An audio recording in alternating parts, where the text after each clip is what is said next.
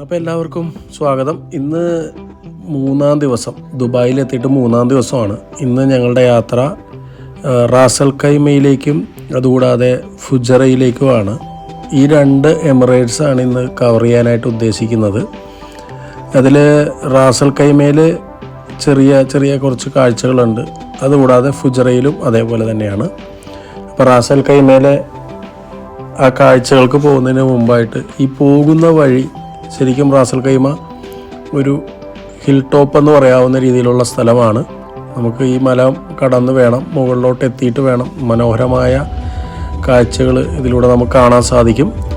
അപ്പോൾ ഈ മല കടന്നിട്ട് വേണം നമുക്ക് റാസൽ ഖൈമയുടെ മുകളിലെത്തുവാനായിട്ട്. അപ്പോൾ റാസൽ ഖൈമയിലെ ജെയ്സിൽ ഒരു റൈഡ് നമ്മളെ കാത്തിരിപ്പുണ്ട്. സ്ലെഡർ എന്ന് പറയുന്ന ഒരു റൈഡാണ്. ആ റൈഡ് വളരെ എല്ലാവർക്കും ആസ്വദിക്കാവുന്നതാണ്, എന്നാൽ അഡ്വഞ്ചറസുമായിട്ട് നമുക്ക് ഫീൽ ചെയ്യും. അതിലേക്കാണ് നമ്മൾ ആദ്യം പോകുന്നത്. അത് കഴിഞ്ഞാൽ കൊർഫക്കാൻ ബീച്ചിലെ, ഫുജറയിലെ കൊർഫക്കാൻ ബീച്ചിൽ പാരാസൈലിങ്ങും അതേപോലെയുള്ള ബോട്ടിങ് മറ്റുള്ള കാര്യങ്ങളിലേക്കൊക്കെ നമുക്ക് കടക്കാവുന്നതാണ്. അപ്പോൾ ഈ രണ്ട് പരിപാടിയാണ് നമ്മൾ ഇന്ന് പ്ലാൻ ചെയ്തിരിക്കുന്നത്. കുറച്ച് അധികം ദൂരം യാത്ര ചെയ്യാനുണ്ട്. അപ്പോൾ യാത്ര തുടരുന്നതാണ്. അപ്പോൾ ഈ യാത്രയിൽ ഇങ്ങനെ പോകുന്ന വഴിക്ക് കാണുന്ന കാഴ്ചകൾ കണ്ട് അവിടെ എത്തിയിട്ട് റൈഡിൽ പങ്കെടുക്കാമെന്നാണ് ഞങ്ങൾ കരുതുന്നത്.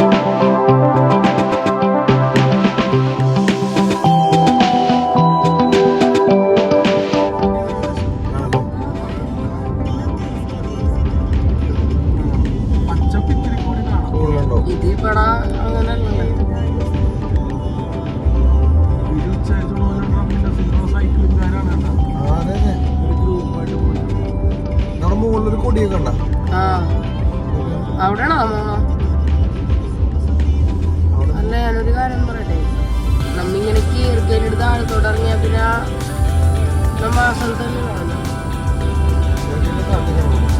മറ്റേ സംഭവമില്ലേ, ബ്രേക്കൊക്കെ പിടിച്ചു പോകണം. അത് നമ്മ ഞാൻ പറഞ്ഞു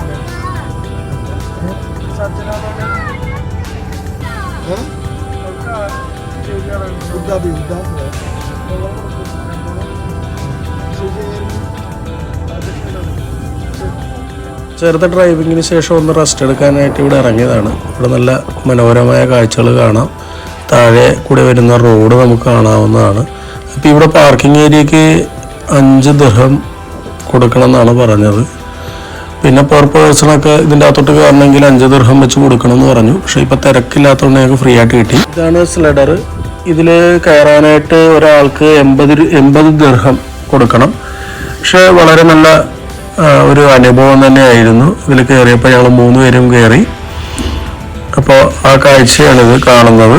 ഇവിടെ പക്ഷെ നമുക്ക് വണ്ടിയിൽ ഇരുന്നിട്ട് മൊബൈൽ യൂസ് ചെയ്യാൻ പറ്റില്ല. താഴെ നിന്ന് ഒരാൾക്ക് എടുക്കാൻ ആയിട്ട് സാധിക്കുകയുള്ളൂ. ഇപ്പോൾ നമ്മുടെ ബിഗ്ഗു ആണ് ഈ പോകുന്നത്. ഇതിൻ്റെ തൊട്ടുപുറകെയാണ് ദീപ വന്നത്. അത് കഴിഞ്ഞിട്ട് ഞാനും വന്നു. ഈ വീഡിയോ എടുത്തത് നമ്മുടെ സഹോദരൻ മനോജാണ്.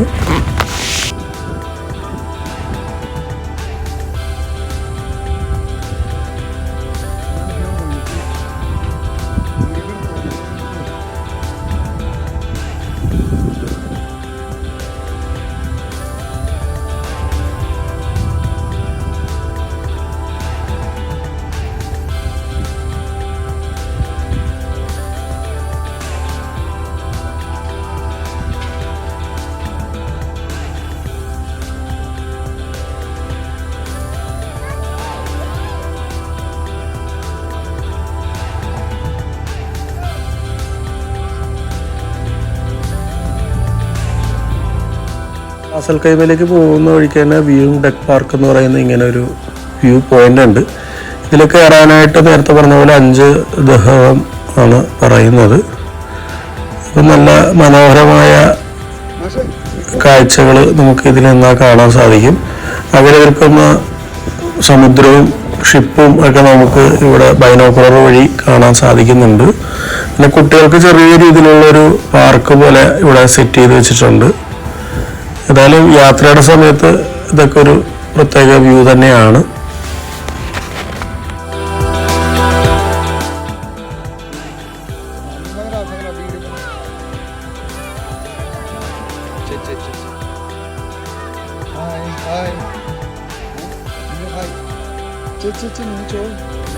നമ്മൾ കോർഫിഖാൻ ബീച്ച് ലക്ഷ്യമാക്കി യാത്ര ചെയ്യുകയാണ്. ഫുജറയിലാണ് കോർഫിഖാൻ ബീച്ച്. ഈ ബീച്ചിൻ്റെ കാഴ്ചകൾ ഇനി നമുക്ക് ആസ്വദിക്കാവുന്നതാണ്. കുറച്ച് കഴിയുമ്പോൾ ലെഫ്റ്റ് സൈഡിലായിട്ട് ബീച്ച് നമുക്ക് കാണാൻ സാധിക്കും. ഇതൊക്കെ ചെറിയ ഒരു ദുബായ് പോലെ വലിയ എമിറേറ്റ്സ് ഒന്നുമല്ല, ചെറിയ എമിറേറ്റ്സ് ആണ്. ഈന്തപ്പഴങ്ങളും അങ്ങനെയുള്ള കാഴ്ചകളൊക്കെ നമുക്കിപ്പോൾ കാണാവുന്നതാണ്.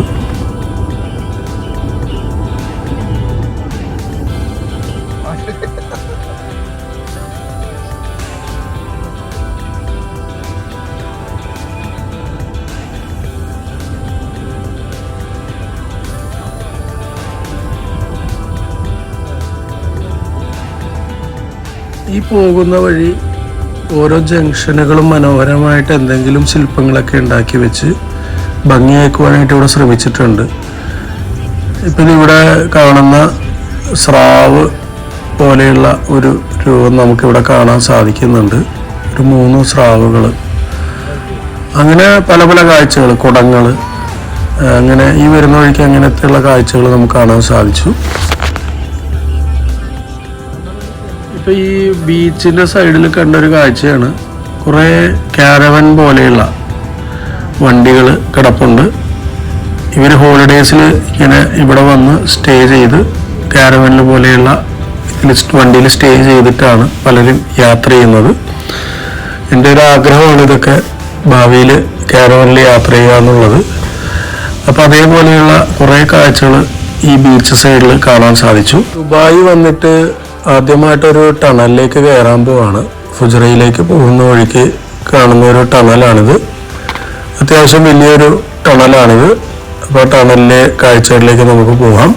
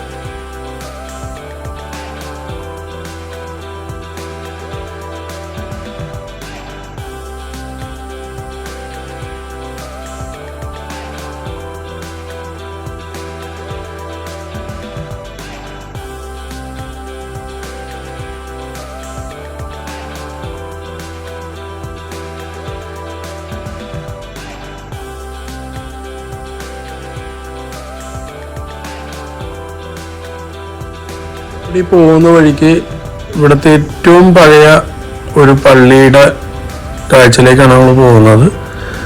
ഈ ദുബായിയൊക്കെ ഫേമസ് ആവുന്നതിന് മുമ്പ് ഇവിടെയായിരുന്നു ശരിക്കും ബീച്ച്, മെയിൻ ബീച്ച് ഇതായിരുന്നു. ഫുജറയിലെ ഈ കോർഫിഖാൻ ബീച്ചായിരുന്നു പ്രധാനപ്പെട്ട ബീച്ച്. അപ്പം അതുകൊണ്ട് തന്നെ ആദ്യകാലത്ത് ഉണ്ടാക്കിയ പള്ളിയാണിത്. ഏകദേശം 1400 ആണ്ടാണ് ഈ പള്ളി നിർമ്മിച്ചതായിട്ട് പറയപ്പെടുന്നത്. ഇപ്പോൾ കുറേ വിശ്വാസികൾ ഇതിൻ്റെ ഉള്ളിലേക്ക് കയറുന്നുണ്ട്. ഇപ്പോൾ ഈ പള്ളിയും പരിസരവും വളരെ ചെറിയ പള്ളിയാണ്. ഇതിൻ്റെ മുകളിലായിട്ട് ഒരു ടവർ പോലെ കാണുന്നുണ്ട്. അപ്പോൾ ഇവിടെ കുറച്ച് നേരം സ്പെൻഡ് ചെയ്യാമെന്നോർത്ത് ഞങ്ങൾ ഇവിടെ ഇറങ്ങി. അതിൻ്റെ കാഴ്ചകളാണിപ്പോൾ നിങ്ങൾ കാണുന്നത്.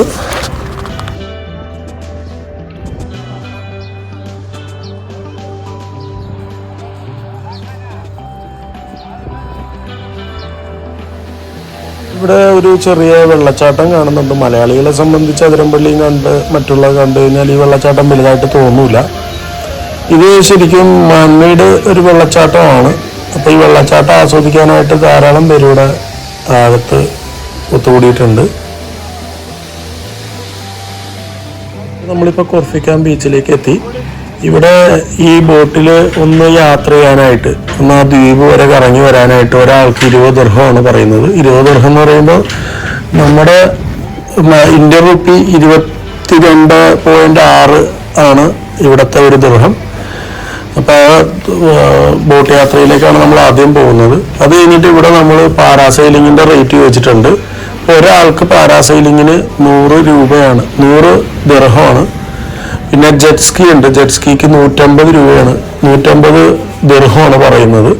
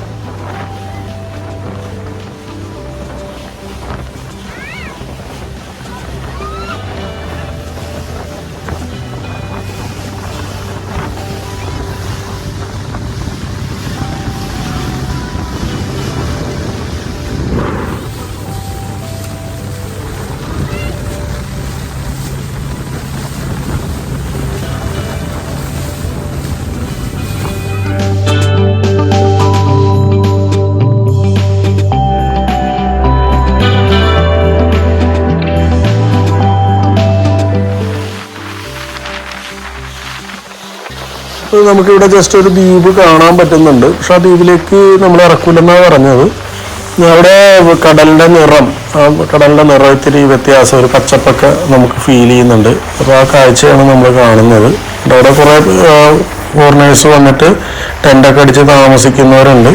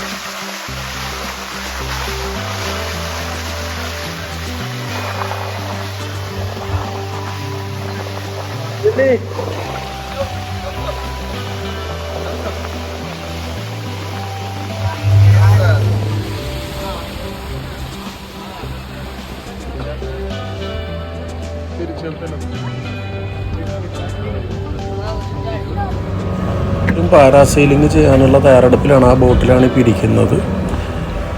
ഇപ്പോൾ ഓരോരുത്തരായിട്ടും 2 പേർക്കൊക്കെ ആയിട്ട് വേണേൽ കയറാം. പക്ഷെ വെയിറ്റ് കൂടുതലനുസരിച്ച് ഇത് കൂടുതൽ പേരെ ഒറ്റയടിക്ക് പാരാസൈൽ ചെയ്യാനായിട്ട് സമ്മതിക്കില്ല.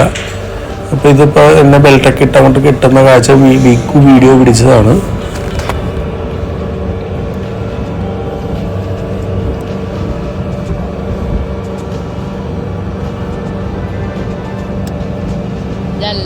അപ്പാകെ വറുത്തതോള് താമി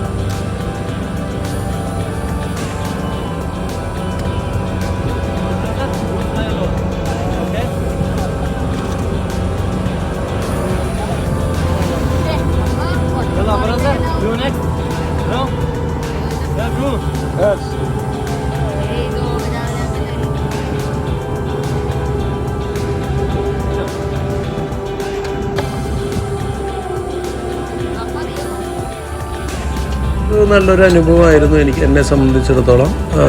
വലിയ പേടിയും തോന്നുന്ന ഒരു ഇതെല്ലാം വളരെ രസകരമായിട്ടുള്ളതും അഡ്വഞ്ചറസ് ആയിട്ടുള്ള ഒരു റൈഡാണിത് ഈ പാരാസൈലിങ്.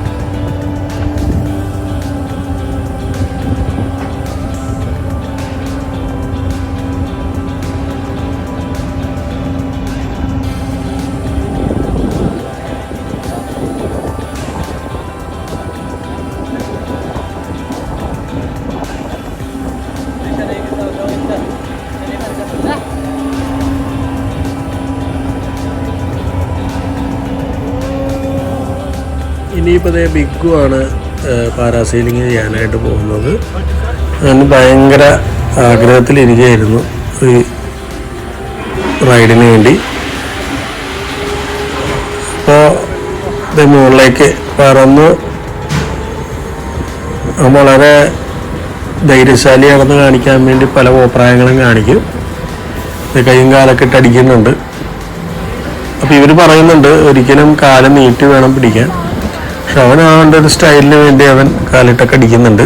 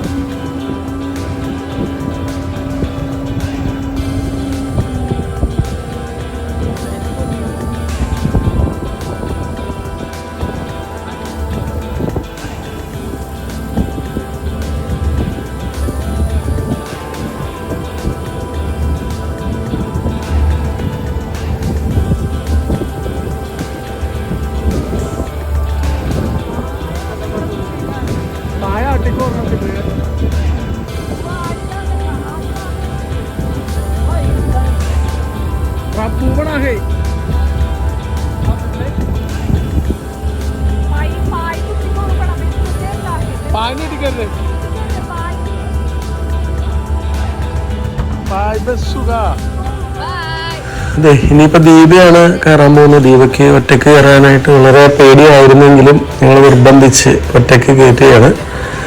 ഇതൊക്കെ ഒന്ന് നമ്മുടെ ജീവിതത്തിൽ അനുഭവിക്കണം. കാരണം നമ്മൾ അഡ്വഞ്ചറസ് ആയിട്ടുള്ള പല കാര്യങ്ങളും ചെയ്യുമ്പോൾ മാത്രമേ നമുക്ക് കോൺഫിഡൻസ് ലെവൽ കൂടുകയുള്ളൂ. അത് പലപ്പോഴും ഒറ്റയ്ക്ക് ചെയ്യേണ്ടതായിട്ടുള്ള കാര്യങ്ങൾ ഒറ്റയ്ക്ക് തന്നെ ചെയ്യേണ്ടതായിട്ടുണ്ട്. അപ്പോൾ ഇങ്ങനെയൊക്കെയുള്ള സന്ദേശങ്ങളൊക്കെ നൽകി ദീപനെ ഞങ്ങൾ പറഞ്ഞു വിട്ടതാണ്. അപ്പോൾ ഈ വീഡിയോ ഇന്നത്തെ വീഡിയോ ഇതോടെ അവസാനിക്കുകയാണ്. അത് കഴിഞ്ഞ് അടുത്ത വീഡിയോയുമായി ദുബായിയുടെ കാഴ്ചകളുമായിട്ട് നമുക്ക് അടുത്ത വീഡിയോയിൽ കാണാം. ഈ വീഡിയോ ഇഷ്ടപ്പെട്ടാൽ ലൈക്ക് ചെയ്യുക, ഷെയർ ചെയ്യുക, സബ്സ്ക്രൈബ് ചെയ്യാത്തവർ സബ്സ്ക്രൈബ് ചെയ്യുക.